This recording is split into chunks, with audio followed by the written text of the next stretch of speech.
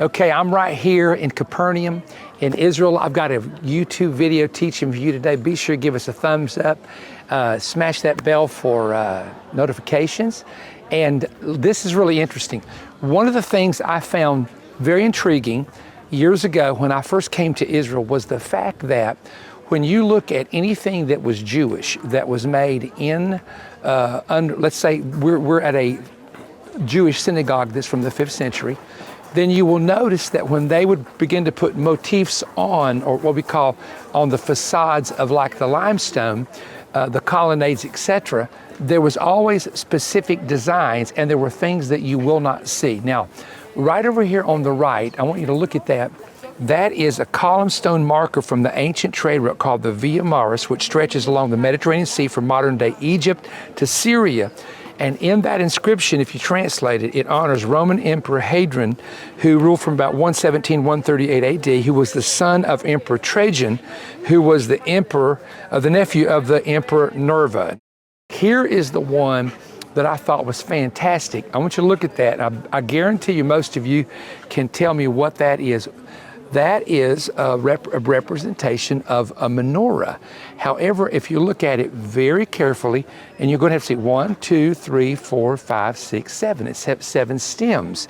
And there is a mystery to the actual golden menorah, which was made of 24 karat gold. When the Temple Institute in Jerusalem began to talk about how to do a menorah for a new temple that would one day be rebuilt in Jerusalem, they had problems with the arms drooping because 24 karat gold is real soft, and that menorah was 6 foot tall. So they brought an engineer in, and the engineer, which from my understanding came from the United States, began to show them how to build it. And sometimes they would connect a rod from one branch to the other and a rod from one branch that kept it from drooping. But you see there's no rods connecting this one. So that is probably the traditional shape of what the menorah looked like. Not real curved, but curved branches, but that is evidence of the menorah. And then you have these beautiful columns here, the facade of the 5th century synagogue, and you can see again, imagine how much time it took to carve those into intricacy. Now come on down here and I want you to notice, look at the these are flower designs, these are geometric designs. Here is a lotus flower, I believe that's what that is here. You have these designs here. Now let me show you what's missing from all of these particular, the tops of the columns themselves, when there is a design. What is missing is a picture or an image of a person. And that is because that in the Torah, they were not to carve or make out an image of a beast or a bird or an animal or a face of a person. Even on the cherub on the Ark of the Covenant, they were faceless. They faced one another. But the reason for that is to avoid any appearance of idolatry, because the pagans, who were, not just the Greeks and the Persians and the others, Egyptians, but they would worship animals. And a lot of times they would carve animals, or they were carve different creatures, and they would begin to worship those. So in Jerusalem, for example, at the ruins of the temple, if they find ruins that existed in a synagogue or anywhere in Israel that existed in a Jewish synagogue, with the exception of the mosaic floor that has a zodiac in it that happened from the 4th to the 8th century. We have that on a YouTube video, which is really strange that those exist in different parts of Israel and the Middle East. But you will see these have no image of the animal or the human face. And it was always geometric, it was always flowered, it was palm trees, it was palm branches, and different things. And some of these have their own little stories to tell, and maybe represent certain things that in that day would have been very, very, very significant. Look at this right here. That is the 6-pointed Star of David, which was known in biblical times, right there on the left. It was known in biblical times as the shield of David. It was traditionally, and this is Jewish mysticism, the shield of protection in time of battle and so on. And it became known as a symbol of Judaism in about the 18th century. And that is the symbol today When you see a Star of David, some people say it's occultic. No, in modern times, since 1948, the Star of David is on the flag of Israel, and when you see people wear it in jewelry, it represents someone who's either supportive of Israel or someone who is Jewish, and that's why you have that. But there's one of the early symbols of it right here.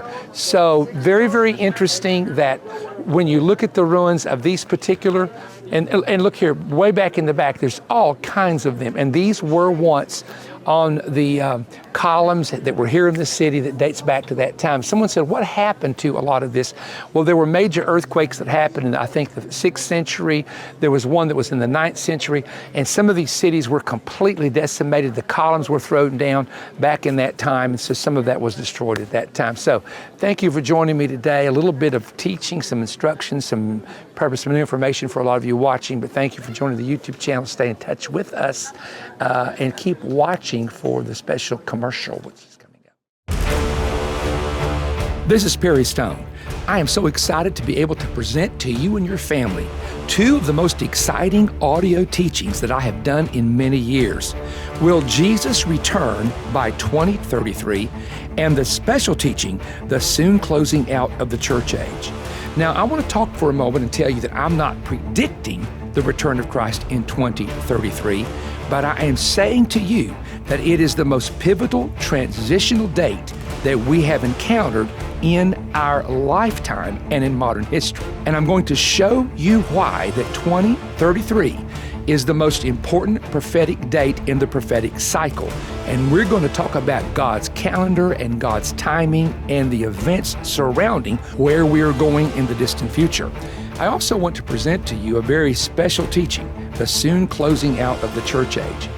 The church age is also known as the dispensation of the grace of God, and it will eventually come to a conclusion with Christ's return. Then the wrath of God is going to be globally released in what is called the Great Tribulation. Now, on this 2 audio CD series, you will discover details on how, why, and when this major prophetic transition will occur. Man, this is a very powerful message. It is filled with fascinating new insight, and it provides keys to understanding soon coming events. Now, you can now get both of these audio CD messages. There are 4 CDs, 4 hours of teaching for your love gift of $30 or more. We really need your help to keep Manifest on the air. The way that you order this special teaching is by going to perrystone.org and ordering online, or call 1-888-21-BREAD toll-free and order that way. Or you can also write me at Perry Stone, P.O. Box 3595, Cleveland, Tennessee 37320. Now, when you call or write, you have to request offer number PR-138, and it is the special brand new prophecy updates. We're hoping to hear from you, and we just pray that God will continue to bless you. If you enjoyed this YouTube content, there's an important website you should know about, perrystone.org. Perrystone.org is an essential resource for the latest books, audiovisual presentations, and digital products from Perry Stone Ministries, resources that cover the same kinds of topics discussed in the program you just watched. Stop in and see all that's available at perrystone.org.